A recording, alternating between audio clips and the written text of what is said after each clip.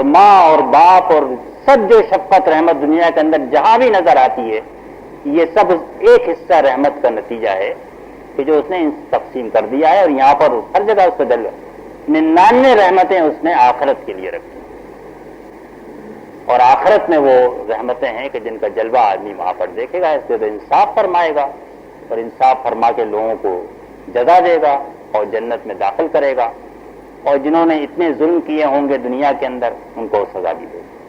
سزا جو ہے وہ اگر سزا نہ ہو تو پھر یہ عدل کے منافی ہوگا، اور عدل جو ہے ہر چیز کا اعتدال سے ہونا، یہی تو رحمت کا تقاضا ہے۔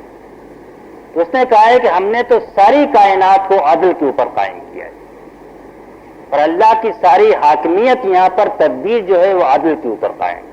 شہد اللہ انہ لا الہ الا ہو والملائکۃ واولی العلم قائما بالقسط، اللہ اس بات کی گواہی دے رہا ہے، فرشتے دیتے ہیں، سارے اہل علم دیتے ہیں، ایک یہ کہ اس کے علاوہ کوئی الہ نہیں ہے، دوسرے یہ کہ وہ الوہیت اس نے ان قسط کے اوپر قائم کیا ہوا ہے۔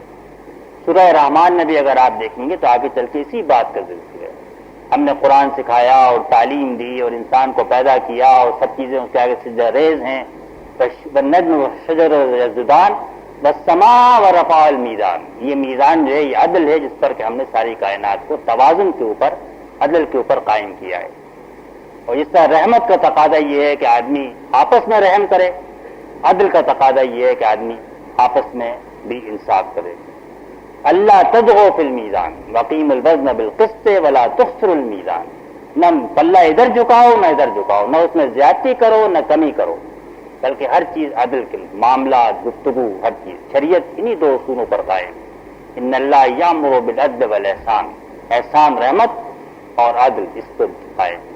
یہ سورہ فاتحہ میں جو اللہ تعالیٰ نے ہم کو اپنی معرفت بخشی ہے ان صفات سے جن کو سب صفات کا جامع، اللہ کا لفظ خود سب کا جامع ہے، تو اللہ کو کھول دیا، اور اس کی ربوبیت اور اس کی رحمت اور اس کی عدالت اور انصاف، جن کا آدمی روز پہچان سکتا ہے، دیکھ سکتا ہے، جو ان تین صفات کو اللہ کی پہچان جائے اور اس کے مطابق اپنے آپ کو بنائے، اپنا رویہ اس کے مطابق بنائے، بول چال، تو اس نے تو سب پورا دین حاصل کر لیا۔ اسی لیے اس کو خلاصہ کہا گیا ہے کہ احکام تو بعد میں آتے رہیں گے، لیکن جس اللہ نے شریعت دی ہے، دین دیا ہے، وہ خود کیسا ہے اور وہ خود اپنی مخلوق سے کیسا معاملہ کر رہا ہے۔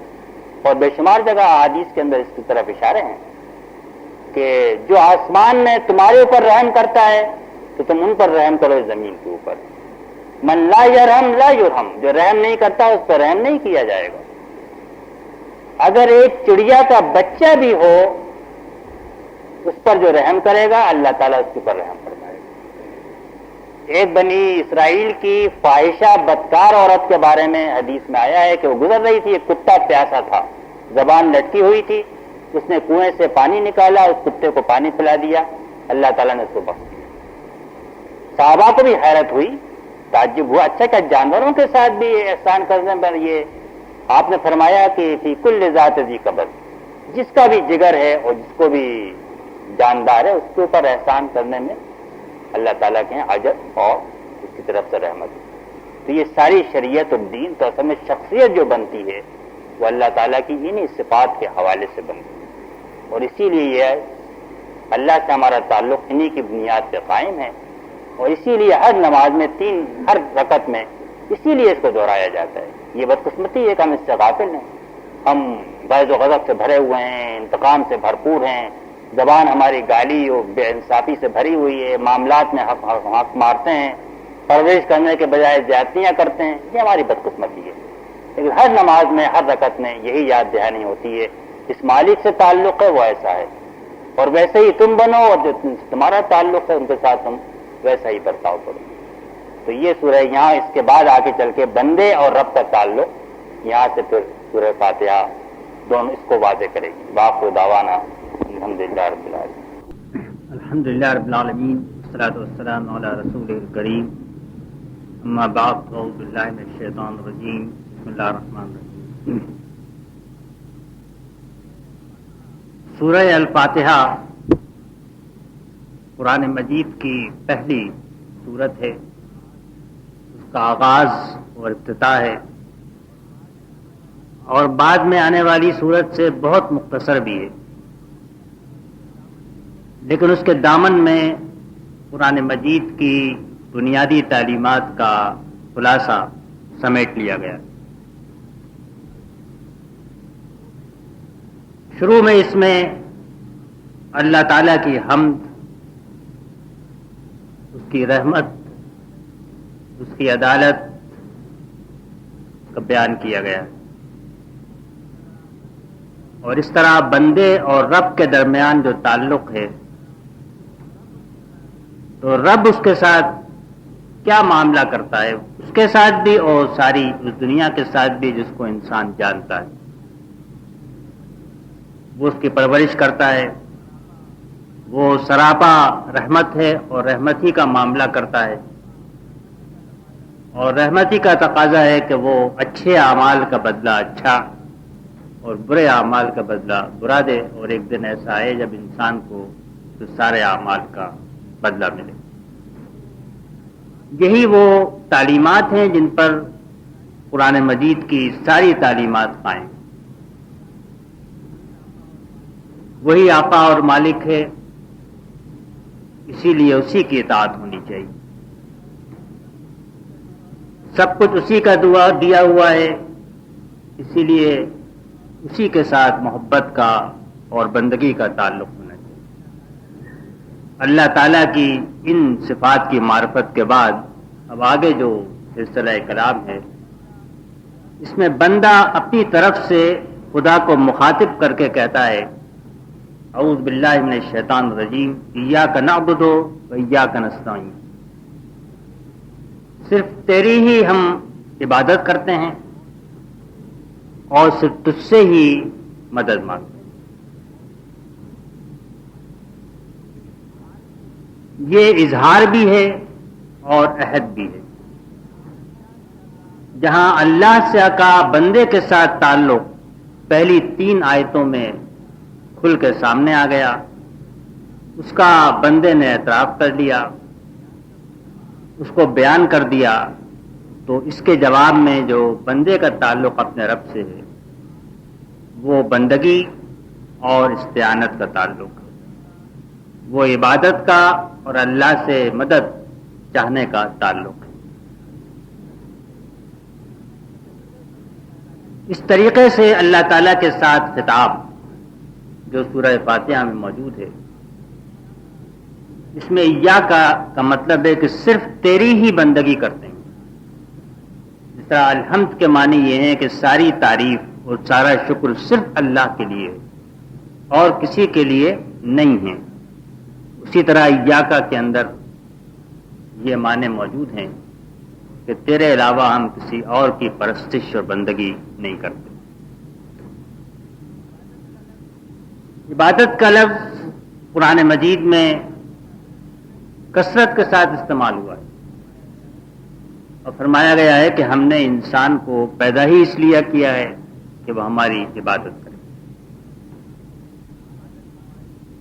عبادت کے معنی پوجا، پرستش، بندگی، اطاعت، بہت سارے الفاظ سے اس کے معنی اردو زبان میں کیے جاتے ہیں اور کیے جا سکتے ہیں، لیکن ان میں سے کوئی لفظ بھی اس کے پورے معنی بتانے کے لیے کافی نہیں ہے۔ یہ سب زبانوں کے ساتھ معاملہ ہوتا ہے کہ انگریزی کے بے شمار الفاظ ملیں گے کہ آپ اردو میں اس کا ترجمہ تلاش کریں تو تلاش کرتے رہ جائیں گے، نہیں آتا ہے گا۔ لیکن یہ لفظ تو صرف ایک زبان سے دوسری زبان میں ترجمہ کرنے کا کام نہیں ہے اس لفظ کے معنی، بلکہ اس کے ساتھ وہ سارا تصور ہے، وہ سارے معنی ہیں جو اس لفظ کے ساتھ قرآن مجید نے وابستہ کیے۔ جو رب ہے، سب کچھ دینے والا ہے، سراپا رحمت ہے، تو سب سے پہلا تعلق تو اس کے لیے پرستش کا اور اظہار کا ہے، اپنی بندگی اور غلامی کا۔ یہ اظہار اپنی بندگی اور پرستش کا آدمی طرح طرح سے کرتا ہے، اور اسی کے ساتھ پھر محبت کا تعلق بھی پیدا ہوتا ہے۔ اس لیے کہ محبت تو وہیں ہوتی ہے جہاں پر کہ جس سے سب کچھ مل رہا ہو اور جس کے اندر ہر چیز اپنے کمال کے ساتھ موجود ہو، جہاں رحمت اپنے کمال کے ساتھ موجود ہے، پرورش اور ربوبیت اپنے کمال کے ساتھ موجود ہے، اور عدل اور انصاف اپنے کمال کے ساتھ موجود ہے، تو آدمی اسی کے آگے سر جھکاتا ہے، اسی کے آگے پیشانی ٹیکتا ہے، اسی کے آگے ہاتھ جوڑ کر کھڑا ہوتا ہے، اسی کے نام کی قسم کھاتا ہے، اسی کے لیے جانور ذبح کرتا ہے۔ یہ پرستش کے وہ طریقے ہیں کہ جو ہر مذہب میں اور ہر قوم میں اور ہر جگہ رائج رہے۔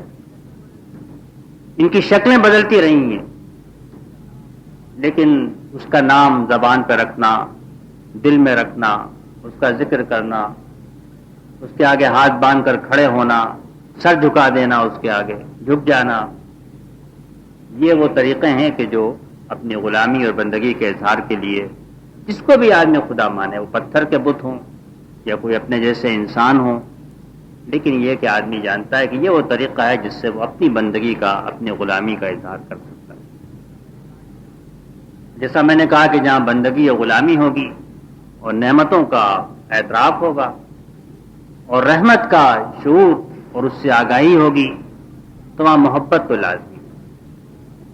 اس لیے بندگی کو محبت سے الگ نہیں کیا جا سکتا، اور اسی لیے کہا گیا ہے کہ والذین آمنوا اشد حبا للہ، جو اللہ کو اپنے رب کے طور پہ مان لیں تو وہ سب سے بڑھ کر اس سے محبت کرتے ہیں۔ اور اسی لیے ایمان کی ایک تو ایمان کا لباس ہے، قانونی ایمان ہے، اور ایک ایمان کی حقیقت ہے جو دل میں رچ بس جاتی ہے۔ اس کی نشانی نبی کریم صلی اللہ علیہ وسلم نے یہی بتائی ہے کہ آدمی کو اللہ اور اس کے رسول ہر چیز سے بڑھ کر محبوب اور پیارے۔ لیکن پرستش کے بھی کچھ طریقے ہوں گے، اور محبت تو ایک دل کے جذبے کا نام ہے جس کو ناپا اور تولا نہیں جا سکتا۔ لیکن محبت کا ایک یہ پیمانہ کہ جس سے آدمی محبت کرے اس کے اشارے کا منتظر ہے، اور جس چیز کا بھی اشارہ ہو جائے وہ لا کر حاضر کر دے، اور جو چیز بھی مانگی جائے وہ چیز دے دے، اور جو کرنے کو کہا جائے وہ کرے۔ اس سے عبادت کے اندر اطاعت کا مفہوم بھی یہیں سے آتا ہے۔ تینوں چیزیں عبادت کے معنی کے اندر شامل ہیں، پرستش اور پوجا اور اظہار بندگی اور غلامی کا، اللہ تعالیٰ کے ساتھ محبت اور اطاعت۔ جو چیز کے نظر آ سکتی ہے دوسروں کو وہ تو اطاعت ہے، کہنا ماننا ہے۔ آدمی دوڑ دوڑ کے وہ کام کر رہا ہے جو محبوب چاہتا ہے، یہ تو آدمی دیکھ سکتا ہے، دل میں کتنی محبت ہے اس کو کوئی نہیں دیکھ سکتا۔ اس لیے پھر اطاعت سب سے پہلے جب لوگ کہتے ہیں عبادت کے معنی یہ ہے کہ اللہ کا کہنا مانو، تو ترتیب الٹ جاتی ہے۔ جو چیز آدمی کے بس میں ہے وہ کہنا ماننا ہے۔ محبت تو بڑھے گی گھٹے گی، کبھی کیفیت بدل جائے گی، باہر شیفتگی اور پرستش اور تعلق یہ بھی ایک کیفیت کا نام ہے جو گھٹتی بڑھتی رہے گی۔ ممکن ہے دل بالکل حاضر نہ ہو اور آدمی ہاتھ باندھ کے کھڑا ہو جائے، پیشانی ٹیک دے، تو بظاہر تو پوجا اور پرستش ہو گئی، لیکن دل حاضر نہ ہو اس کے اندر وہ جان اور روح نہیں ہوگی، لیکن وہ جان اور روح کوئی دیکھ نہیں سکتا۔ اس لیے لوگوں نے کہا کہ عبادت تو دراصل سب سے پہلے اطاعت کے معنوں میں ہے، اطاعت آدمی کے اختیار میں ہے، جو ابھی اللہ نے حکم دیا ہے وہ اس کو بجا لائے، جو چیز وہ مانگتا ہے وہ حاضر کر دے، جہاں مانگتا ہے جس طرح مانگتا ہے وہ لا کر دے دے، وقت ہو، اپنے جذبات ہوں، اپنا غصہ ہو، اپنے نفع اور مفاد کا خیال ہو، یا مادی چیزیں ہوں، مال ہو، رشتے ہوں، جو چیز بھی وہ مانگتا ہے وہ آدمی لا کر حاضر کر دے، جس کی کہ علامت اور اظہار ان تمام عبادات سے ہوتا ہے جن کو کہ ہم عبادات کہتے ہیں، جو دراصل عبادات کی رسوم ہیں، نماز، روزہ، زکوٰۃ، حج، یہ خود فی نفس ہی مکمل عبادت نہیں ہے، بلکہ یہ تو مراسم عبادت ہے، یہ وہ طریقے ہیں جن سے آدمی اپنی عبودیت کو اور بندگی کو ظاہر کرتا ہے۔ ان سب میں یہی چیز ہے کہ بلایا جائے تو حاضر ہو جاؤ، مال مانگا جائے تو جیب کھول کے مال دے دو، اپنے گھر بلایا جائے تو لبیک کہتے ہوئے روانہ ہو جاؤ، کھانا پینا چھوڑنے کو کہا جائے تو کھانا پینا چھوڑو۔ یہ سب چیزیں جو آدمی دیکھ سکتا ہے، آدمی کے بس میں ہیں، وہ کر دوسرے بھی دیکھ سکتے ہیں، اور یہ فتویٰ دے سکتے ہیں کہ یہ آدمی اللہ کی عبادت کرتا ہے یا نہیں کرتا۔ لیکن اصل ترتیب وہی ہے کہ پہلے اس کے ساتھ والہانہ تعلق، بندگی کا، غلامی کا، سب کچھ اس سے ملا ہے، جو کچھ بھی میرے پاس ہے اس کا دیا ہوا ہے، اس کے نتیجے میں محبت، اس کی ربوبیت اور پرورش اور اس کی رحمت کا احساس، اور پھر اس سے محبت، اور پھر محبت کی بنیاد پر اطاعت۔ لیکن یہ ترتیب جیسا میں نے کہا کہ ظاہر میں جب آدمی آنکھ سے دیکھے گا تو یہ ترتیب بدل جائے گی، اسی ترتیب سے عبادت کے معنی ہوتے ہیں۔ پھر جس طرح الحمدللہ رب العالمین میں اس بات کا آدمی نے اقرار کر لیا کہ کوئی چیز بھی ایسی نہیں ہے جو کسی دوسرے کی دی ہوئی ہو، اس لیے زندگی میں ایک انچ جگہ بھی ایسی نہیں ہو سکتی جس میں آدمی اللہ کے علاوہ کسی اور کی بندگی کرے، کسی اور کی عبادت کرے، اور دل کے اندر بھی ایک معمولی جگہ بھی ایسی نہیں ہو سکتی جہاں پر وہ کسی اور کو معبود بنا کر بٹھا لے، اس کے ساتھ وہ تعلق رکھے کہ جو معبود کے ساتھ تعلق رکھے۔ اسی لیے اللہ تعالیٰ نے پھر فرمایا کہ ما لکم من الہ غیرہ، اللہ کی پرستش اس طرح کرو، کسی اور کو معبود نہ بناؤ، کسی اور کو الہ نہ بناؤ، کسی اور کے ساتھ یہ تعلق قائم نہ کرو، اور جس کا اظہار بندہ خود کر رہا ہے کہ یا کا صرف تیری ہی پرستش اور بندگی کرتے ہیں۔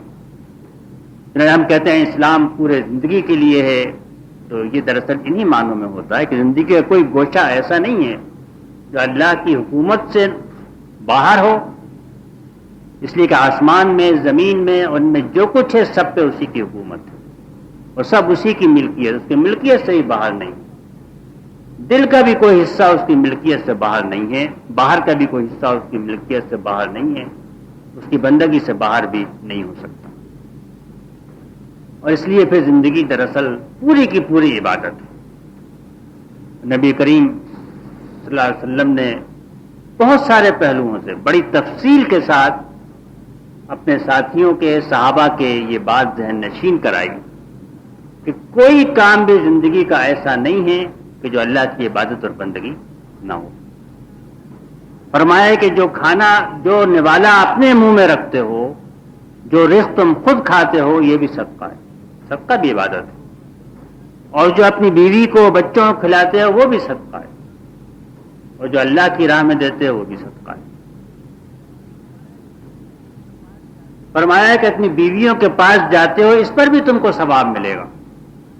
یہ بات تو صحابہ کے لیے بھی سمجھنا دشوار ہوگی کہ یہ بھی ایسا کام ہے، خالص دنیاوی کام، جس پر کہ اللہ تعالیٰ اس کو عبادت سمجھے گا، اجر تو وہ عبادت پر ہی دے گا نا۔ تو فرمایا اگر تم غلط طریقے سے اپنی خواہش پوری کرتے تمہیں عذاب ہوتا۔ صحابہ نے پوچھا کہ اچھا اس پر بھی ہم کو اجر و ثواب ملے گا؟ آپ نے کہا غلط طریقے سے تم یہ کام کرتے تو کیا تمہیں عذاب ہوتا؟ صحابہ نے کہا تو آپ نے کہا تو آدمی صحیح طریقے سے کرے تو اس کو ثواب ملنا چاہیے۔ خود حضور نے بڑی سیدھی سادی دلیل سے اس بات کو واضح فرما دیا۔ اس کے تو معنی یہ کہ آدمی جو کام بھی صحیح طریقے سے کر رہا ہے وہ کام اللہ کے پرستش اور بندگی کے اندر شامل ہے، اس کو اجر ملے۔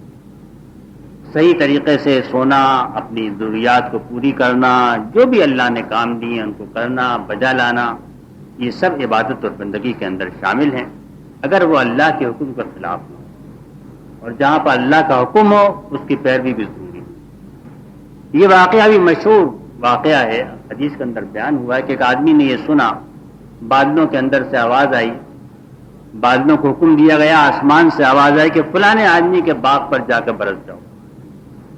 حدیث میں آتا ہے کہ وہ آدمی ان بادلوں کے پیچھے ہو لیا کہ یہ کہاں جاتے ہیں۔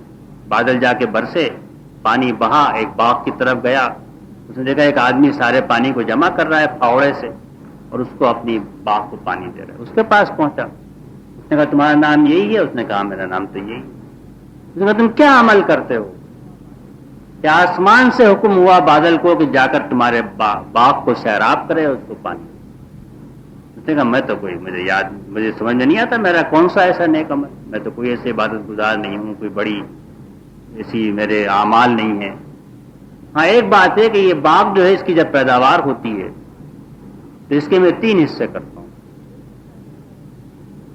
ایک حصہ جو ہے وہ میں اپنے اوپر خرچ کرتا ہوں، اپنے گھر والوں پر، اپنے کھانے پینے پر، اپنے مکان پر، اپنی ضروریات پر۔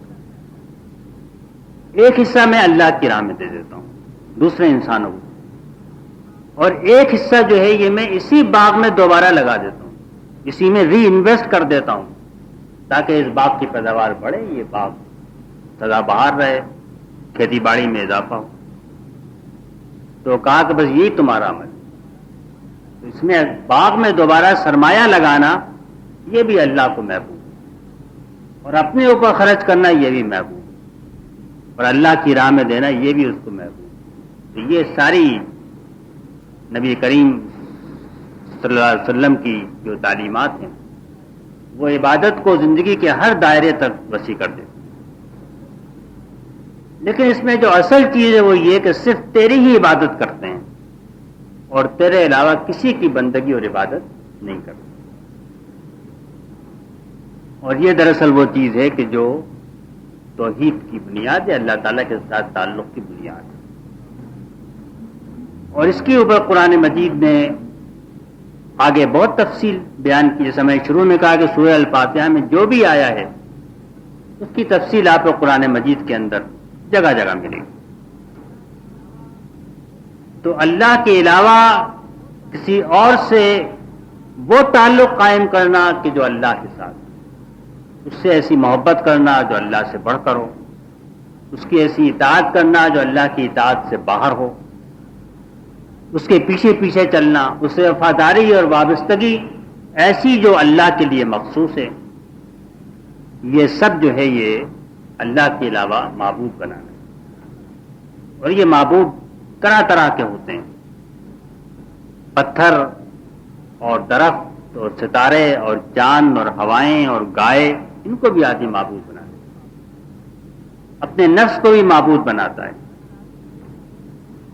اور اگر آدمی یہ کہے کہ سائنس اور ٹیکنالوجی انہی سے آدمی کو سب کچھ ملتا ہے تو یہ بھی معبود ہے۔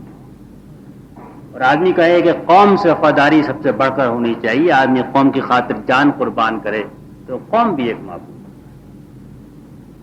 اس لیے قرآن مجید نے سب معبودوں کی تشریح نہیں کی ہے، لیکن جہاں بھی تعلق اس مقام اور درجے پر پہنچ جائے جو کہ اللہ تعالیٰ کے ساتھ ہونا چاہیے، تو وہ تعلق جو ہے وہ معبود کا تعلق ہے۔ جس کو بھی آدمی اپنے دل میں وہ مقام دے لے جو اللہ کا مقام ہونا چاہیے، وہ تعلق قائم کر لے جو اللہ کا مقام ہونا چاہیے، تو وہ معبود بن جائے۔ اس لیے حدیث میں کہا گیا ہے کہ جس نے درہم کی بندگی کی وہ برباد ہو۔ درہم و دینار بھی، روپیہ پیسہ ہی معبود بن سکتا ہے۔ جس نے کپڑے کی پرستش کی، اس کی بندگی کی، وہ برباد ہو۔ قرآن مجید نے کہا کہ عیسائیوں نے اپنے احبار اور رہبان کو، اپنے علماء اور پادریوں کو رب بنا لیا، تو حدیث میں تشریح یوں کی گئی کہ اگر وہ جس کو حرام کہتے ہیں تم اس کو حرام سمجھ لیتے ہو، اور جس کو حلال کرتے ہیں تم اس کو حلال کر دیتے ہو۔ یہی رب بنانا ہے، یہ خدا بنا لینا۔ تو ہر طریقے سے اس کی تعلیم دی گئی کہ صرف اللہ کی پرستش اور صرف اللہ کی بندگی۔ اس کے بعد زندگی کا کوئی دوسرا کام ایسا نہیں ہے کہ جو آدمی اس لیے ترک کرے گا، الا یہ کہ وہ اللہ کی نافرمانی کا کام ہو، یہ بندگی سے خارج۔ شادی بیاہ بھی کرے گا، بچے بھی پالے گا، تجارت بھی کرے گا، کاروبار بھی کرے گا، مال بھی کمائے گا، اس کو مال کو انویسٹ بھی کرے گا، سرمایہ کاری بھی کرے گا۔ یہ سارے کام جو ہیں جب تک اللہ کی اطاعت کے دائرے کے اندر ہیں، یہ خود اپنی جگہ پر مطلوب اور مقصود نہیں بن جاتے، اللہ کی طرح محبوب نہیں بن جاتے، اس وقت تک اس سب کاموں میں سے کسی کام کو بھی چھوڑنا عبادت نہیں ہے، بلکہ صرف اللہ کے لیے کرنا یہی عبادت اور بندگی۔ دوسری بات کی وَإِيَّاكَ نَسْتَعِينُ، اور صرف تیری ہی، تجھ سے ہی مدد مانگتے ہیں۔ یہ بھی اگر آپ غور کریں تو انہی صفات کا لازمی تقاضا ہے جن کا اعتراف بندہ کر کے آیا۔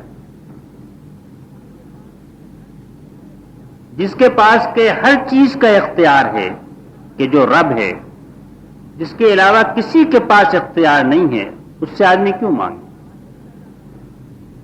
جو واحد پیدا کرنے والا ہے اللہ کی تو جو منفرد ہے، جو جس میں وہ یکتا ہے، جس کے لیے اس کو احد کہا گیا ہے، اس کے خالق تو وہ ایک ہی ہے، اس کے علاوہ جو بھی ہے وہ مخلوق ہے۔ اور اگر خالق وہ ایک ہی ہے تو اس کے معنی سارے اختیار تو اس کے پاس ہیں،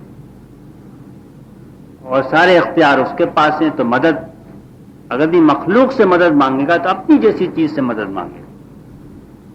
ضعف الطالب والمطلوب، مانگنے والا بھی ضعیف اور کمزور ہے، اور جس سے کہ آدمی جس چیز کو مانگ رہا ہے اور جس سے مانگ رہا ہے وہ تو اتنی بھی طاقت نہیں رکھتے کہ پانی بھی آدمی کے منہ تک پہنچا دے۔ تو سارا اختیار اللہ کے پاس ہے، اس لیے تجھ سے ہی مدد چاہتے ہیں۔ اور یہ دراصل اللہ کی بندگی اور توحید کی روح جو ہے وہ یہ کہ آدمی یہ سمجھے کہ اللہ تعالیٰ ہے اور سب کچھ وہ دے رہا ہے، پرورش وہ کر رہا ہے، رحمت سے بھرا ہوا ہے اور رحمت کا برتاؤ کر رہا ہے، اور سارے اختیار تدبیر اس کائنات میں اس کے ہاتھ میں۔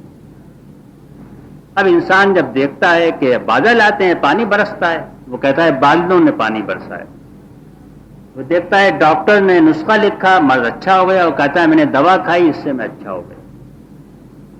اور اتنی سختی نہیں ہے، ہو نہیں سکتی کہ اللہ تعالیٰ یہ فرماتا کہ نہیں، یہ بھی کہنا تمہارا غلط ہے، لیکن جگہ جگہ اس بات کو واضح کیا گیا کہ یہ کہنے کو تو آدمی کی زبان ہے، لیکن سمجھنا یہ چاہیے کہ دراصل تو ان میں سے کوئی چیز بھی ایسی نہیں ہے کہ جو اپنے طور پہ کچھ دے سکتی ہو۔ دوا بھی شفا نہیں دے سکتی، بادل بھی پانی نہیں دے سکتے، زمین سے کھیتی بھی نہیں اگ سکتی، اور وہ کہ جو غیب کے پردے کے پیچھے چھپا ہوا ہے، جو کہ رب العالمین ہے، جس کے لیے ہم نے الحمدللہ کہا ہے، جو رحمان اور رحیم ہے، وہ کہتا ہے نہیں، ہم پانی برساتے ہیں۔ یہ پانی جو بادلوں سے گرتا ہے، انتم منزلتموہ من المزن ام نحن المنزلون، یہ ہم اتارنے والے۔ یہ جو کھیتی اگاتے ہو، تزرعونہ ام نحن الزارعون، تم اس کو اگاتے ہو یا ہم اگاتے ہیں۔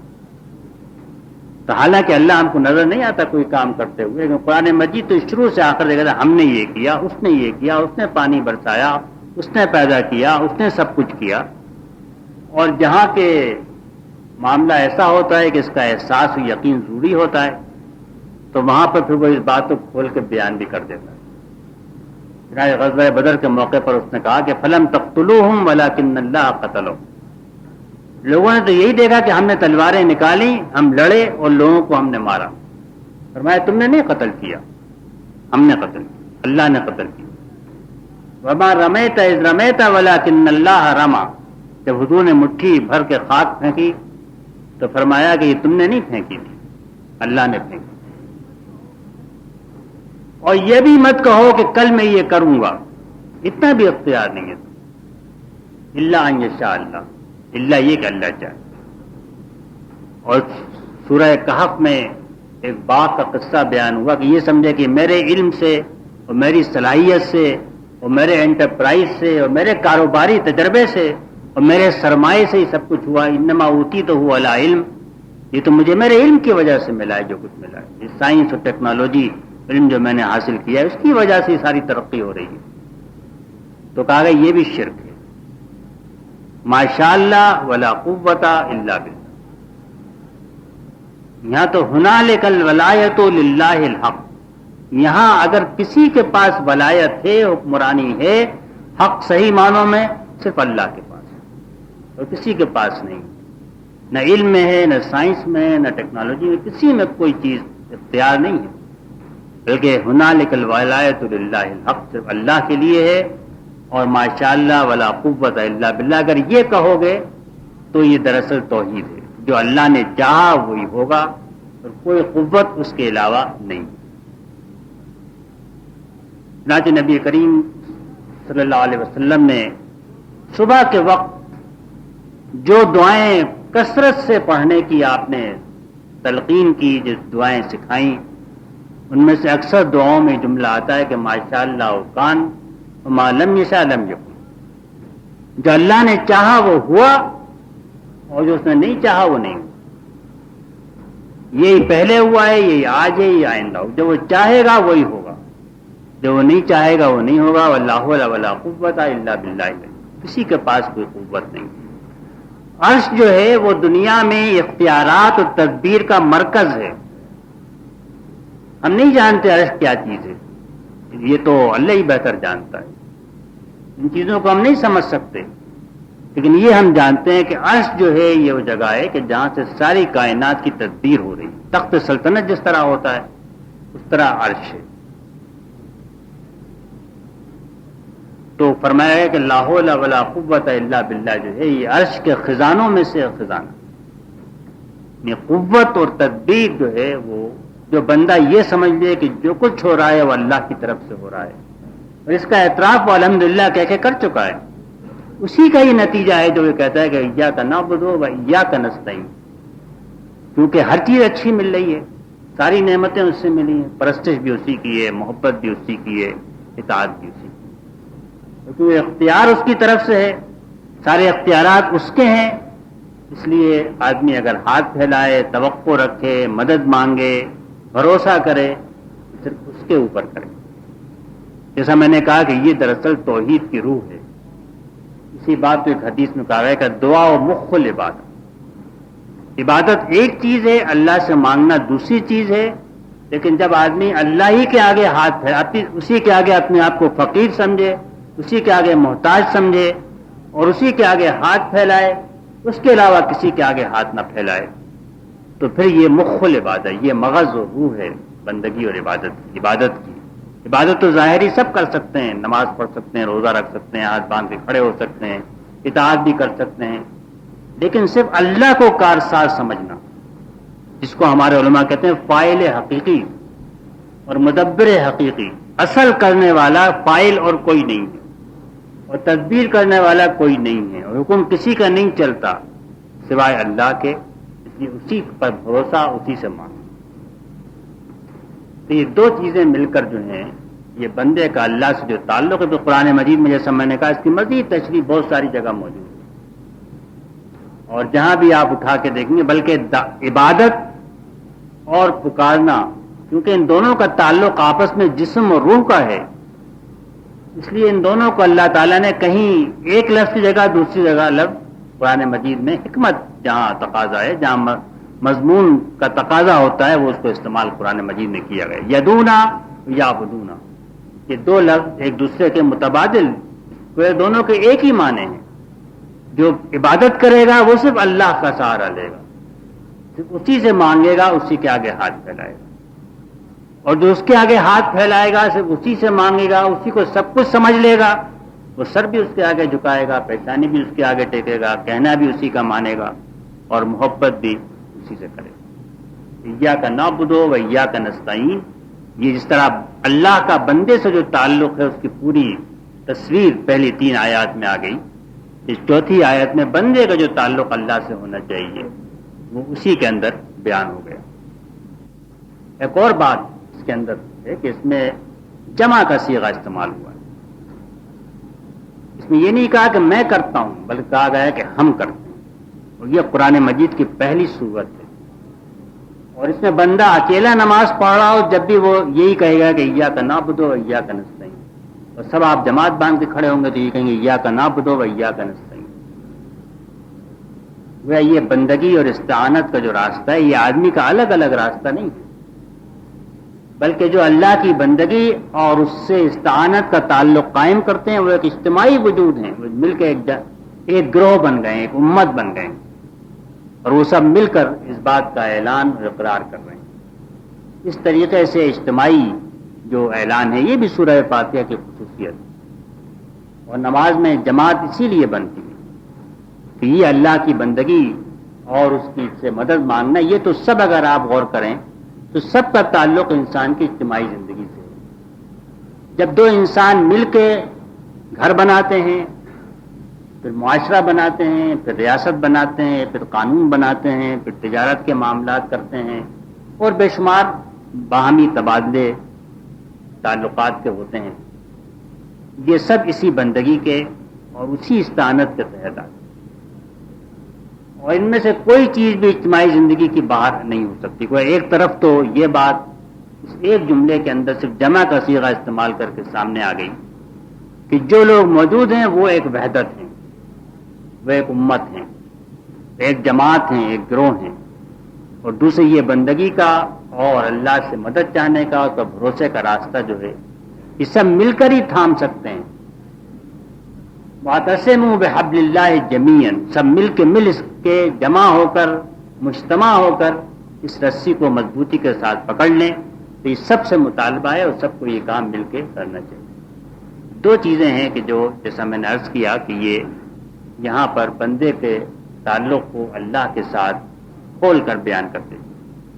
اسی کی دعوت کے لیے قرآن مجید آیا، ہر جگہ یہی دعوت اس نے دی ہے کہ صرف اللہ کی بندگی کرو، اس کے علاوہ کسی کو معبود نہ مانو، سب کچھ اس سے مانگو، کسی اور سے نہ مانگو۔ اور دراصل انسان پیدا ہوتے ہی جو چیز جانتا ہے وہ اپنا فقر اور اپنی محتاجی خوب اچھی طرح جانتا ہے کہ وہ سر سے پاؤں تک محتاج ہے۔ کتنی وہ دعوے کر لے بڑے بڑے، لیکن وہ تو ہر چیز میں محتاج ہے۔ سانس لینے کے لیے محتاج ہے، شفا پانے کے لیے محتاج ہے، کھانا کھانے کے لیے محتاج ہے۔ اگر یہ بادل یوں ہی اوپر سے گزر جائیں تو ان کے برسنے کے لیے وہ محتاج ہے۔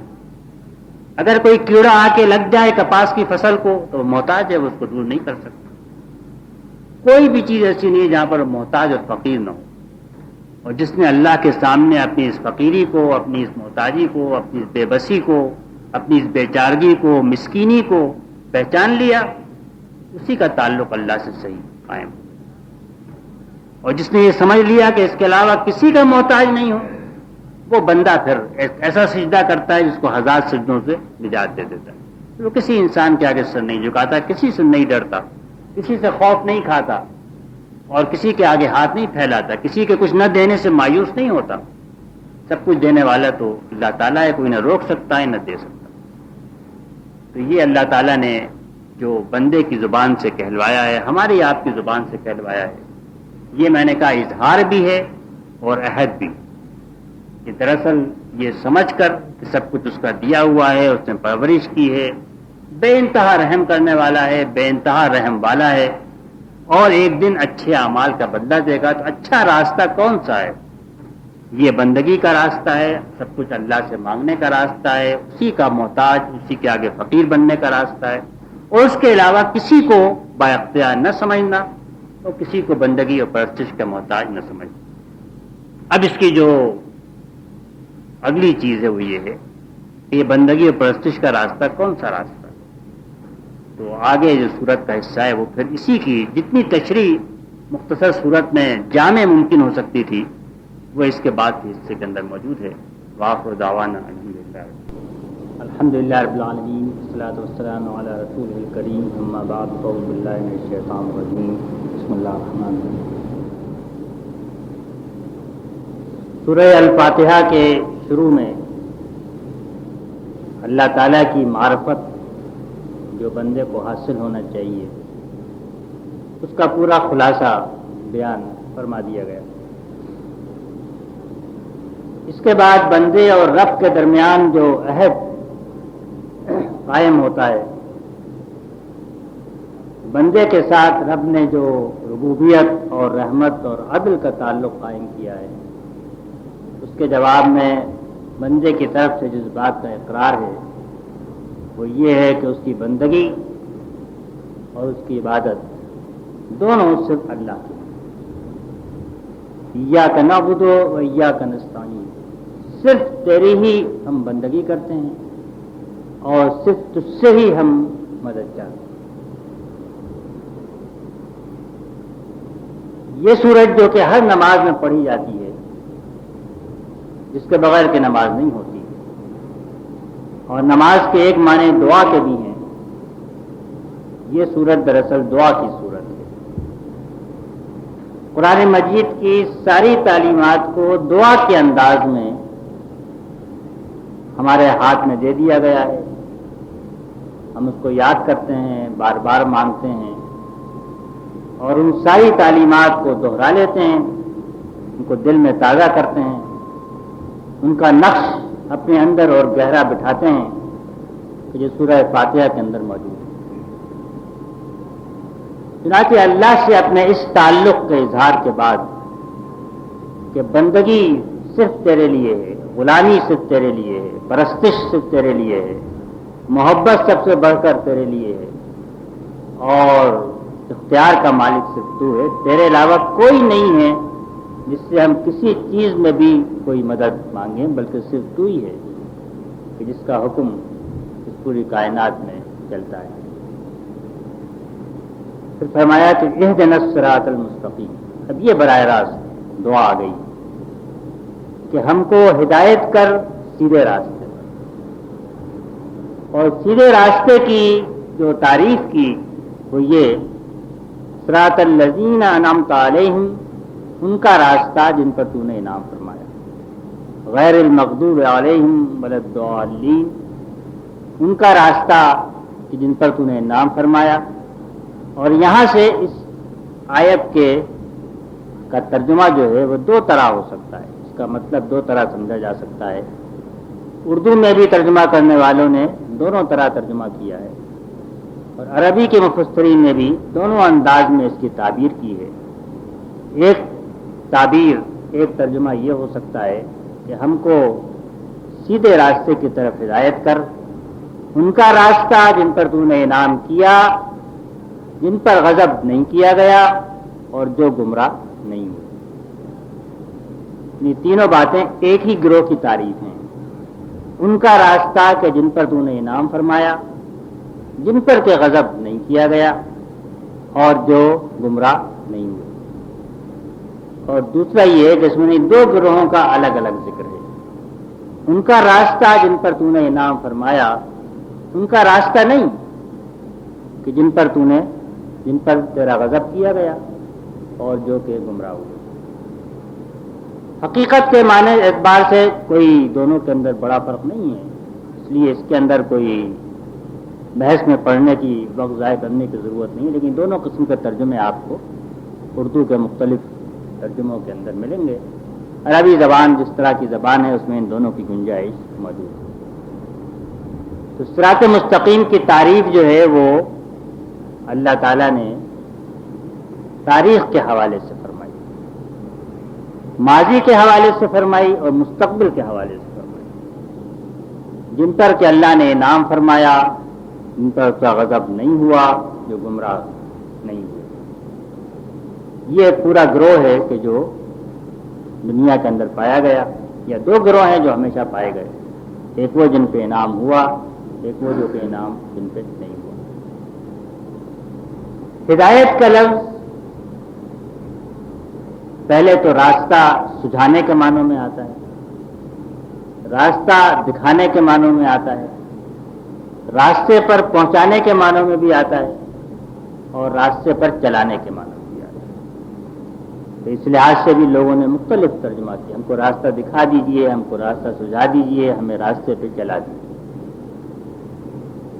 لیکن کیونکہ کوئی کام بھی اللہ کے بغیر نہیں ہو سکتا، ایاک نعبد و ایاک نستعین، صرف وہی مدد کر سکتا ہے راستہ صحیح پانے میں بھی اور راستے تک پہنچنے میں بھی اور راستے کو قبول کرنے میں بھی اور راستے پر چلنے میں قدم قدم پہ اسی کی مدد کی ضرورت ہے، وہی چلا سکتا ہے۔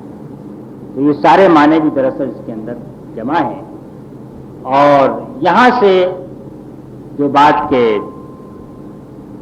بالکل صاف ہو کے سامنے آ گئی وہ یہ ہے کہ سب سے بڑی ضرورت زندگی میں سیدھے راستے کی،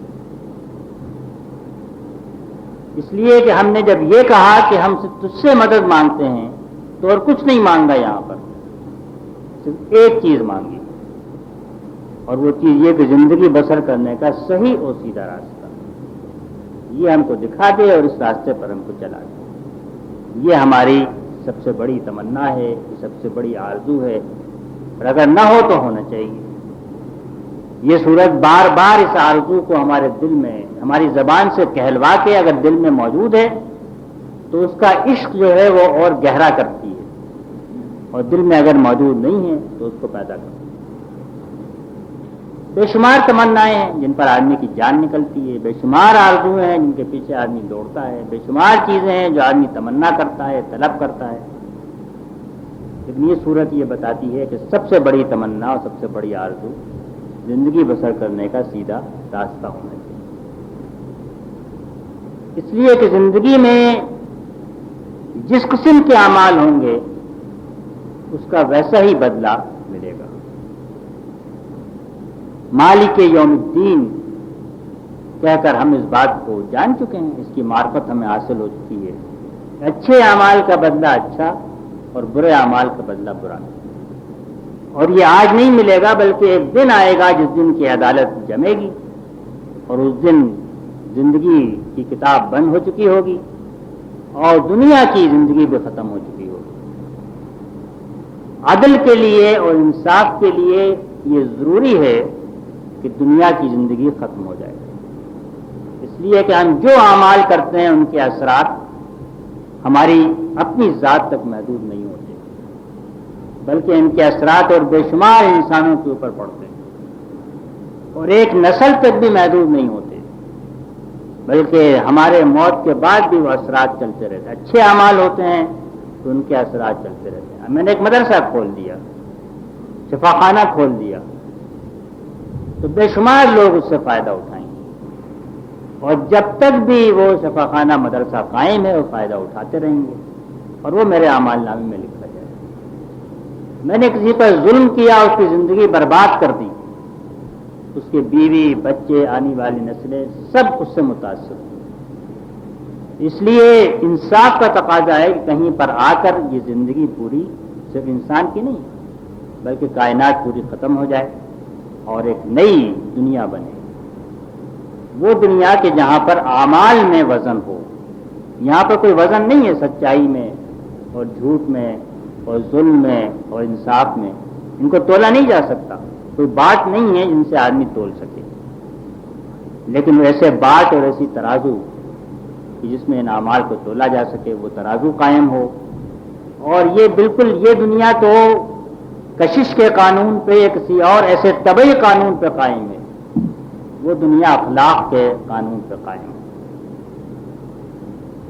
جہاں پر کہ سونے چاندی سب کا وزن ختم ہو جائے، دنیا بھر کی دولت بھی ہو تو اس کا کوئی بال برابر بھی اس کا وزن نہ ہو، اور جو وزن ہے وہ نیک اعمال ہو۔ یہ ہم پہلے ہی جان چکے ہیں، اس کی معرفت ہمیں حاصل ہے، اس کا ہم اقرار کر چکے ہیں کہ ایک ایسا دن وہ آئے گا۔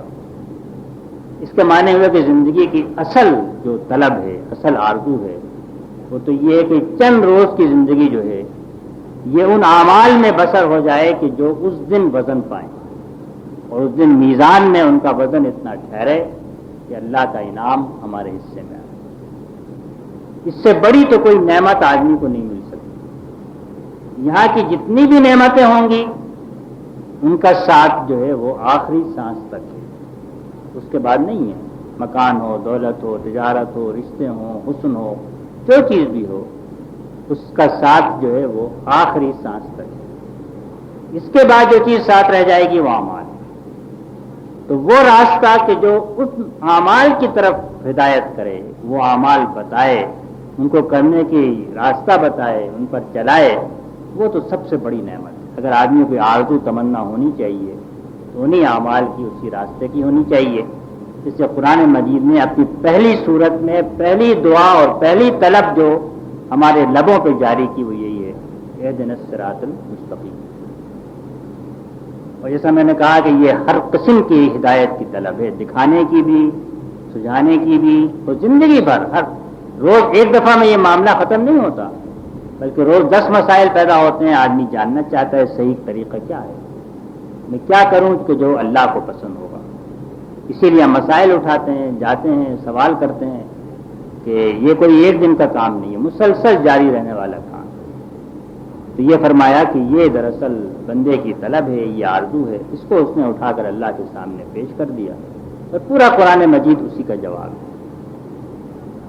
اس کے بعد اس راستے کی جو اس نے تعریف کی وہ کہا کہ سیدھا راستہ، صراط مستقیم۔ اس سے بہتر کوئی تعریف اور اصطلاح اور زبان اور الفاظ اس راستے کے لیے نہیں ہو سکتے جس راستے کی آدمی کو طلب اور تمنا ہے، جس میں اس کی نجات اور فلاح اور سعادت جو ہے تو اسی کے اندر مضمر ہے۔ دنیا بھر کی زبانوں میں سیدھے ہو جانا اور سیدھے راستے پہ چلنا یہ نیکی کے ہم معنی، یہ عربی کہیں نہیں، اردو میں بھی ہم یہی بولتے ہیں سیدھے ہو جاؤ، سیدھے راستے پہ رہو، سیدھے کام کرو۔ اردو زبان میں بھی یہی ہے، انگریزی میں بھی یہی ہے، دنیا کی ہر زبان میں فطرت انسانی جو ہے وہ سیدھے کے معنی یہی لیتی ہے کہ وہ چیز جو بھلی ہے، ٹیڑھے کے معنی وہ لیتی ہے جو چیز سے خراب ہے، ٹیڑھی ہو گئی وہ کج ہو گئی۔ جو سیدھا راستہ ہے، سیدھا کام ہے، سیدھا ہو جانا ہے، سیدھا بن جانا ہے، یہی دراصل سب سے مختصر، سب سے سادہ، سب سے زیادہ سمجھ میں آنے والی تعریف جو ہے وہ یہی ہے، سیدھا راستہ۔ اگر ویسے آپ غور کریں تو یہ تو ریاضی کا مشہور فارمولہ ہے کہ دو چیزوں کے درمیان سب سے مختصر راستہ جو ہوتا ہے وہ سیدھا راستہ ہوتا ہے۔ تو سب سے زیادہ سہل اور مختصر راستہ جو ہے وہ بھی سیدھا راستہ۔ سیدھے راستے کے اندر یہ بات خود بخود آ گئی کہ یہ راستہ سہل ہے اور آسان ہے، اور سب سے شارٹ کٹ جو ہے، مختصر راستہ جو ہے اپنی منزل پر پہنچنے کا وہ یہی راستہ، میں کہیں ٹیڑھ نہیں ہے۔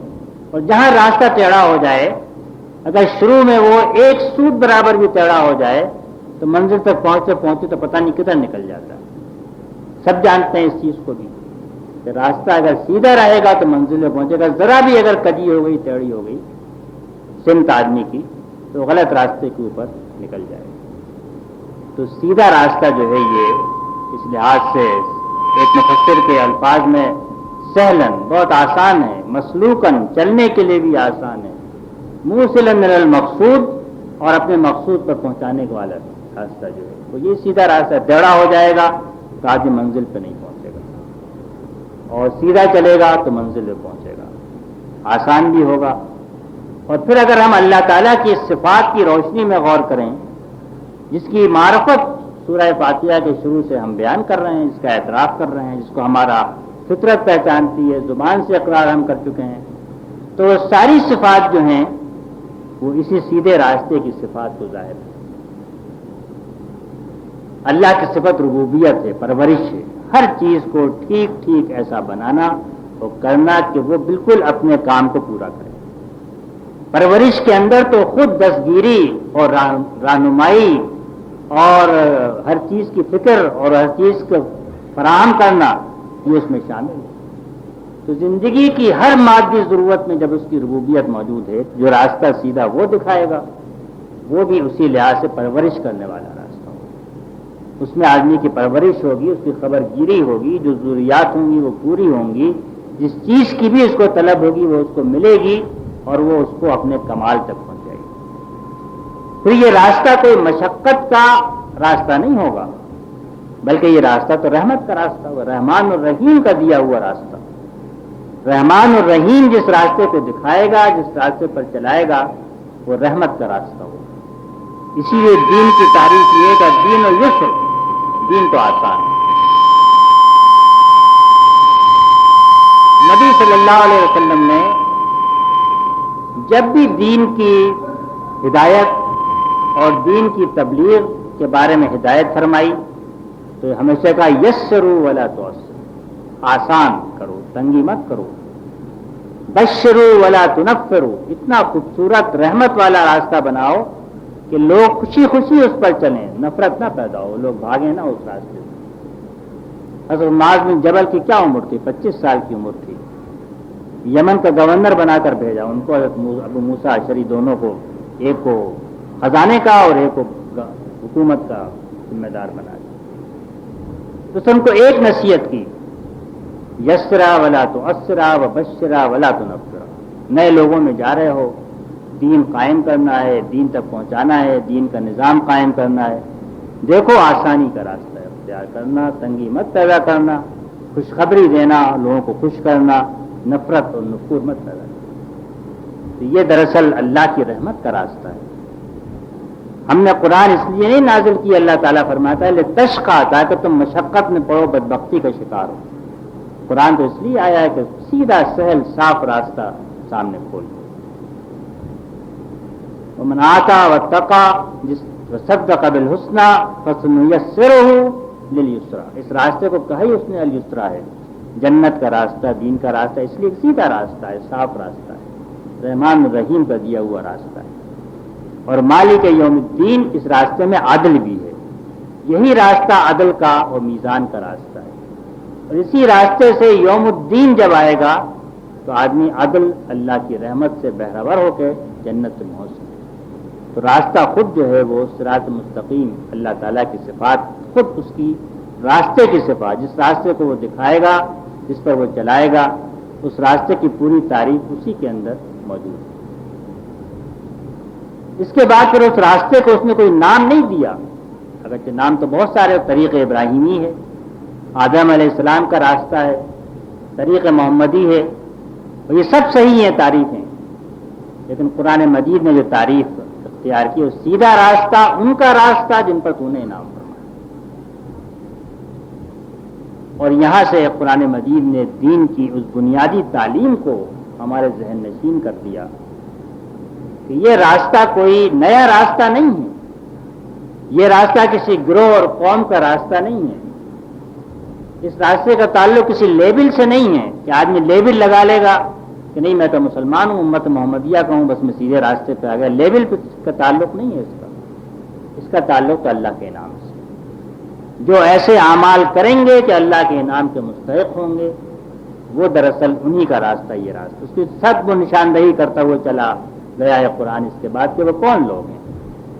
اور ایک جگہ جامع طور پر بیان کیا ہے اولئک مع الذین انعم اللہ علیہم من النبیین والصدیقین والشہداء والصالحین، کہ جن پر اللہ نے انعام فرمایا جو نبی ہیں، صدیق ہیں، شہید ہیں اور صالحین۔ چار اس نے یہاں پر مختلف صفات بیان کی۔ نبی تو اللہ کے سب نبی ہیں، کسی ایک نبی کا ذکر نہیں کیا، ہر جگہ یہ کہا ہے کہ یہ راستہ تو تمام نبیوں کا راستہ ہے۔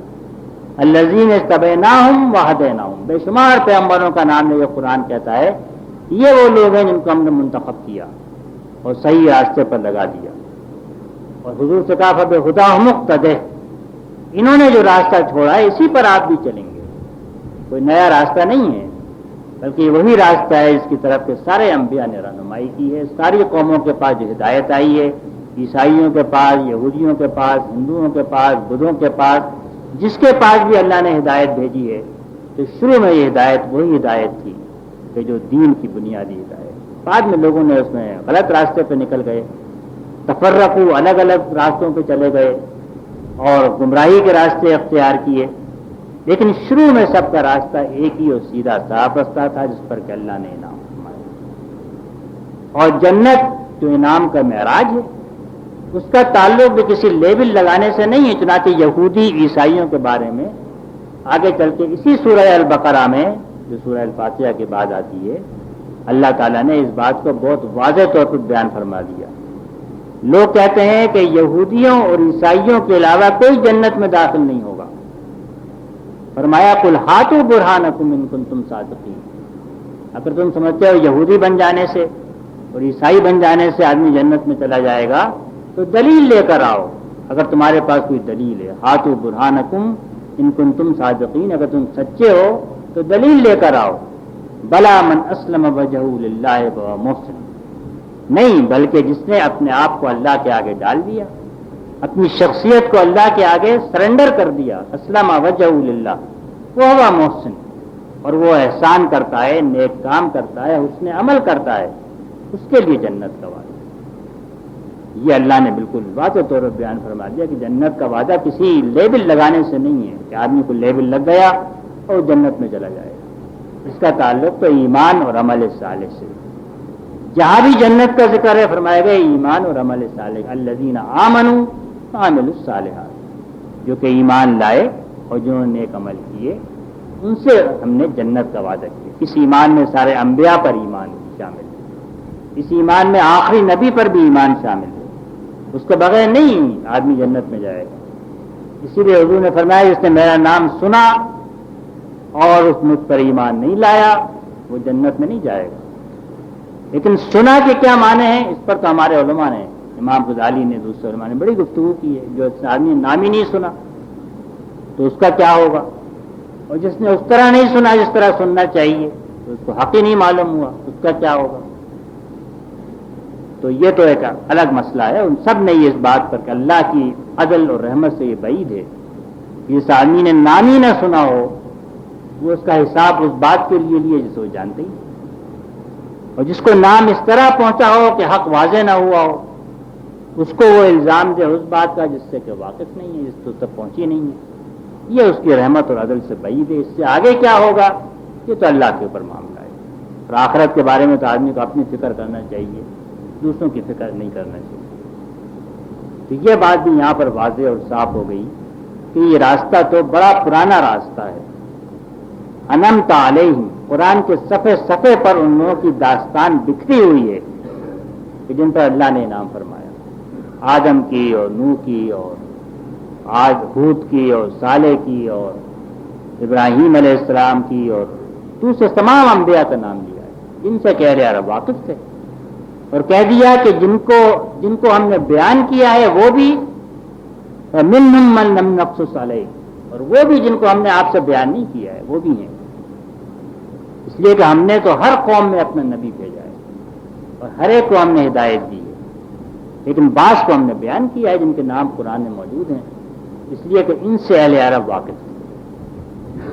اور بہت سے ہیں جن سے اہل عرب واقف نہیں تھے، انہوں نے نام نہیں سنا تھا، ان کا بیان نہیں کیا، اس سے جھگڑے پیدا ہوتے، سوال و بحث ہوتی.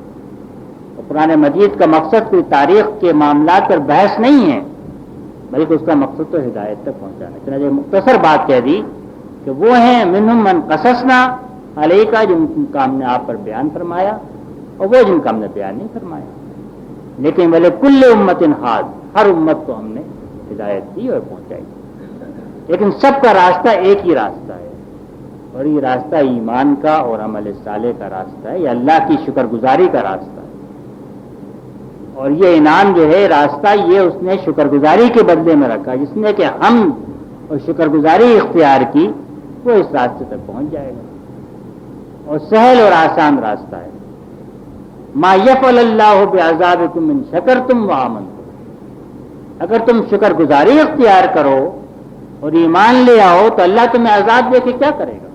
قرآن مجید کا انداز بیان آپ دیکھیے، ما یفعل اللہ بعذابکم، اس کو عذاب دے کے تمہیں کیا ملے گا، تمہیں عذاب دے گا اگر تم شکر گزاری کا راستہ اختیار کرو اور ایمان کا راستہ اختیار کرو. بڑا سہل اور آسان راستہ ہے. اس کی ربوبیت موجود ہے جو ہر لمحے ہر قدم پہ تمہاری رہنما ہوگی، تمہاری دستگیری کرے گی، تمہیں راستہ دکھائے گی.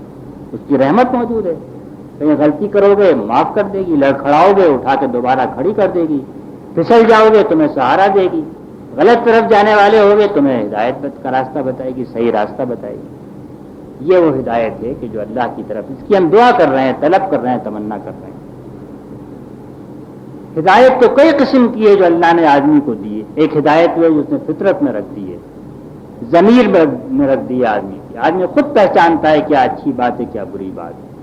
جس کا مزاج بالکل فاسد نہیں ہو گیا، عام آدمی سے آپ پوچھیں سچ بولنا کیسا کہے گا اچھی بات، کوئی نہیں کہے گا یہ بری بات ہے سچ بولنا. یہ کہے گا صاحب آج کی دنیا میں کہاں کام چلتا ہے جھوٹ بولے بغیر، یہ نہیں کہے گا نہیں سچ بولنا اچھی بات ہے. تو یہ تو آدمی کی فطرت میں اس نے رکھا ہے، اس کی طلب بھی رکھی ہے، پسند بھی کرتا ہے وہ اس کو. یہ فطرت کی ہدایت ہے. لیکن اصل یہاں پر جس ہدایت کی طرف اشارہ کیا گیا ہے، جو ہدایت مانگی گئی ہے، یہ تو وہ ہدایت ہے جو اللہ نے اپنے نبیوں اور رسولوں کے ذریعے وحی کے ذریعے دی. اس لیے کہ نہ عقل کی ہدایت کافی ہے، نہ حواس کی ہدایت کافی ہے، اور نہ فطرت کی ہدایت کافی ہے. سب میں آدمی دھوکہ کھا سکتا ہے، غلط راستے پہ جا سکتا ہے. آنکھ وہ دیکھ سکتی ہے جو موجود نہیں ہے. اب تو سب جانتے ہیں کہ روشنی سفر کرتی ہے 1,86,000 میل فی سیکنڈ کی رفتار سے، اور سورج کی روشنی ہم تک 8 منٹ میں پہنچتی ہے، اور بعض ستاروں کی روشنی تو اربوں کروڑوں سال میں پہنچتی ہے. اگر سورج 8 منٹ تک جو چلا جاتا ہے اپنی جگہ سے ہم کو دکھتا رہتا ہے. بعض ستارے اگر وہاں سے ختم ہو گئے، مر گئے ستارے، ہم کو تو 1 کروڑ سال تک دکھتے رہیں گے، روشنی تو آ رہی ہے وہاں سے چلی ہو، تو آدمی وہ دیکھ سکتا ہے جو موجود نہ ہو، جو موجود ہو وہ نہیں دکھائی دیتا۔ تو نہ آنکھوں کی ہدایت کافی ہے، نہ عقل کی ہدایت کافی ہے، نہ فطرت کی ہدایت کافی ہے، اصل ہدایت تو قل ان ھدی اللہ ھو الھدی، جو اللہ تعالیٰ ہدایت دیتا ہے وہی ہدایت ہے۔ پھر یہ راستہ جو ہے یہ پہنچانے والا کہاں ہے؟ فرمایا یہ راستہ جو اللہ کی طرف پہنچانے والا ہے۔ ان ربی علی صراط مستقیم، میرا رب صراط مستقیم پر ہے۔ اس کے معنی سمجھنا ذرا لوگوں کے لیے مشکل ہوتا ہے، کیا بندہ صراط مستقیم پہ ہوتا ہے، اللہ تعالیٰ صراط مستقیم پہ کیسے ہے؟ لیکن آپ جانتے ہیں ہماری زبان میں ہم بولتے ہیں کہ اس راستے پر یہ مکان واقع ہے، اس راستے پہ چلے جاؤ گے تو یہ مکان اسی راستے پر ہے۔ تو راستہ نہیں مکان پہ ہے، بلکہ راستہ جو ہے مکان تک پہنچانے والا ہے۔ جب اللہ تعالیٰ فرماتے ہیں ربی علی صراط مستقیم ایک نبی کی زبان سے، مطلب یہ صراط مستقیم وہ جو ہے جس پر کہ میرا رب واقع ہے، جو میرے رب تک پہنچانے والا ہے، سیدھا راستہ ہے۔ من یعتصم باللہ فقد ہدی الی صراط مستقیم، جس نے اللہ کو مضبوطی کے ساتھ پکڑ لیا بس اسی کو سیدھے راستے پر چلا دیا گیا، اور وہی سیدھے راستے پر چل رہا ہے۔ تو وہ رب جس کا کہ ہم معرفت، جس کی اقرار کر رہے ہیں، جو رب العالمین ہے، اور کہ جو رحمان الرحیم ہے، اور جو عدل اور انصاف کے دن کا مالک ہے، وہی ہے جس کو اگر آدمی مضبوطی کے ساتھ پکڑ لے تو یہ راستہ جو ہے یہ سیدھا راستہ ہے، یہ اللہ کے انعام کا راستہ ہے۔ اس کے بعد جو تعریف فرمائی الذین انعمت علیہم غیر المغضوب علیہم ولا الضالین، تو مفسرین کہتے ہیں کہ اس میں جو انعام یافتہ گروہ ہے یہ وہ گروہ ہے جو اللہ پر ایمان لائے اور نیک عمل کرے۔ غیر المغضوب علیہم سے مراد، یہ صحیح حدیث ہے، اس سے مراد یہودی ہیں، اور ضالین جو گمراہ لوگ ہیں اس سے مراد عیسائی ہیں۔ ظاہر ہے کہ اس روایت کا یہ مطلب نہیں ہے، نہیں ہو سکتا۔ قرآن مجید تو شروع سے آخر تک کی ساری قوموں کی کہانی بیان کرنے والی کتاب ہے کہ صرف یہودی ہی وہ ہیں جن پر غضب ہوا، عیسائی وہ ہیں جو گمراہ ہوئے، بلکہ مطلب یہ ہے کہ غضب جن پر ہوا ان کا نمونہ دیکھنا ہو کہ یہودیوں کو دیکھو، اور جو لوگ کہ گمراہ ہوئے ان کا کوئی نمونہ ہے تو وہ عیسائی تم سے قریب موجود، یہ دونوں قریب قریب موجود تھے، اس لیے ان کی طرف اشارہ کیا گیا کہ یہ گروہ ہیں کہ جو اس کا نمونہ ہے۔ جیسا میں نے عرض کیا تھا کہ قرآن مجید میں جو قوموں کی تاریخ بیان ہوئی نمونے کے طور پہ ہیں۔ عاد اور ثمود کا نام آپ بدل دیں، قوم لوط کا نام بدل دیں، تو ان کی راہ پہ چلنے والی قومیں آج بھی موجود ہیں، ہر زمانے کے اندر موجود رہی ہیں۔ تو ایک تو وہ لوگ ہیں جنہوں نے ہدایت پائی اور اس کے بعد نافرمانی کی، اور نافرمانی کی بغاوت کی، اور نافرمانی اور بغاوت کے نتیجے میں ان پر اللہ کا غضب نازل ہوا۔ ایک وہ لوگ ہیں کہ جن کو راستہ ملا اس کے بعد بھٹک گئے، لوگوں نے صحیح راستے سے گمراہ کر دیا، اور ایک وہ لوگ ہیں جن کو کہ راستہ ملا ہی نہیں، صحیح راستے تک نہیں پہنچے۔ تو دو اگلے قسم کے دو گروہ جو ہیں یہ تو ولد ضالین میں شامل ہیں۔ یہاں پر دعا ہے کہ نہ تو ہم ہدایت پانے کے بعد وہ اعمال کریں کہ جو اللہ کی نافرمانی اور بغاوت کے اعمال ہوں، اور نہ ہم جو صحیح راستہ پانے کے بعد پھر غلط راستے کی طرف چلے جائیں، اور نہ ایسا ہو کہ زندگی میں معاملات آئیں اور ہم کو یہ نہ سوجے کہ صحیح راستہ کیا ہے۔ وہ سارے جو بھٹکنے کے راستے ہیں ان سب راستوں کا احاطہ ان دو الفاظ دو جملوں کے اندر کر لیا گیا، غیر المغضوب علیہم ولا الضالین۔ اور کیونکہ انعام تو اللہ تعالیٰ فرماتا ہے، گمراہ آدمی ہوتا ہے تو وہ بھی ہر کام دنیا میں اللہ کے کرنے سے ہوتا ہے، غضب بھی وہی نازل کرتا ہے، لیکن یہ ایک لطیف پیرایا ہے بیان کا کہ یہاں پر یہ نہیں کہا جن پر اللہ نے غضب کیا، بلکہ جن پر کہ غضب کیا گیا، نسبت اللہ کی طرف نہیں کی، بلکہ مطلب یہ ہو کہ اپنے اعمال کی وجہ سے لوگ اس کے مستحق ہوئے تو ان پر غضب کیا جائے۔ جو خود بھٹک گئے لیکن انعام کی نسبت اس نے اپنی طرف کی، یہ رحمت انعام کی جو ہے یہ اللہ نے انعمت علیہم، جن پر تو نے انعام فرمایا، جو کہ غضب کا شکار نہیں ہوئے، جن پر غضب نہیں کیا گیا، اور جو کہ بھٹک نہیں گئے، ان کا راستہ ہم کو دکھا دیا۔ تو یہ سورہ الفاتحہ جیسا آپ نے دیکھا کہ قرآن مجید کے صفحے صفحے پر سب اسی صورت کی تفسیر ہے. کہیں اللہ کی صفات ہیں، کہیں ربوبیت کا تذکرہ ہے، کہیں پر اس کی رحمت کے جلوے ہیں، کہیں پر اس کا عدل اور انصاف جو دنیا میں قوموں کے ساتھ ہوا اور جو آخرت میں ہوگا اس کا ذکر تفصیل کے ساتھ ہے. کہیں بندگی کا بیان ہے، کہیں اللہ تعالیٰ کی استعانت کا بیان ہے، اور کہیں ان لوگوں کا بیان ہے جن پر اللہ انعام فرماتا ہے، انعام کا وعدہ کیا ہے، یا ان کا بیان ہے جن پر غضب ہوا، غضب ہوگا، غضب ہو سکتا ہے، یا جو گمراہ ہوا. پورا قرآن جو ہے وہ اسی کی تفصیل ہے. شروع سے آپ غور کریں تو اللہ تعالیٰ نے جو اپنی صفات بیان کی وہ ساری صفات اس میں جو واضح طور پہ بیان ہے وہ ایسی صفات ہیں جو آدمی سمجھ سکتا ہے. اللہ کی راہ میں لوگوں نے یا تو اس کو ایسا بنا دیا کہ جو آدمی نہیں سمجھ سکتا، یا انسانوں کی طرح بنا دیا. اس کو بیٹا بن کے آنے کی ضرورت ہے، اس کو پتھر کی صورت میں دیکھنے کی ضرورت ہے، ورنہ نہیں سمجھ میں آئے گا. تو اللہ تعالیٰ نے کہا کہ اس کی طرح تو کوئی چیز نہیں ہے، لیکن ایسے الفاظ بھی نہیں استعمال کیے کہ جو آدمی کی سمجھ سے باہر. ربوبیت وہ جانتا ہے، ماں کی ربوبیت دیکھتا ہے، باپ کی ربوبیت دیکھتا ہے، اور پرورش کے سارے انتظام دیکھتا ہے، رحمت کے جلوے دیکھتا ہے. اور پھر اس نے رب العالمین کہا. اور یہاں سے سورہ فاتحہ میں اللہ ہی ایک نہیں ہے بلکہ انسان بھی سب ایک ہیں، اور انسانوں کے اندر کوئی تفریق نہیں ہے سوائے ایمان اور عمل صالح کی تفریق.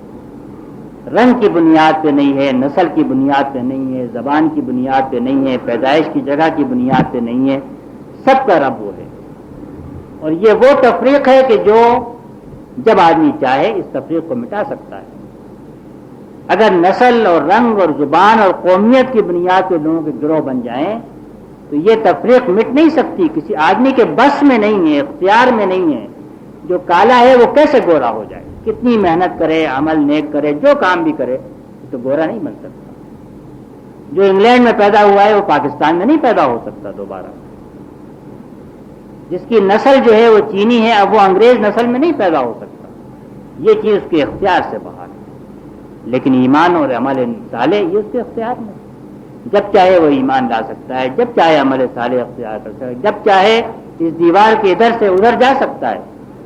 تو اللہ نے انسان کی تفریق کو مٹانا آدمی کے اپنے بس میں کر دیا. جب چاہے وہ تفریق کو مٹا دے اور نیک بن جائے تو نیک لوگوں میں شامل ہو جائے گا، برا بن جائے تو برے لوگوں میں شامل. اس میں سے کوئی انسانوں کے درمیان تفریق انسان کے بس سے باہر نہیں ہے. اور کہا سارے انسانوں کا دین شروع میں ایک ہی تھا، پھر بعد میں لوگ غلط راستوں پہ نکل گئے. کسی نے 3 خدا بنا لیے، کسی نے کچھ اور گمراہی اختیار کی، کسی نے خدا کے صفات کو پتھروں کی صورت میں گھڑ لیا. لیکن یہ کہ دراصل تو شروع میں سب کو اس نے ایک ہی دین دیا تھا اور سب کے پاس ایک ہی راستہ تھا.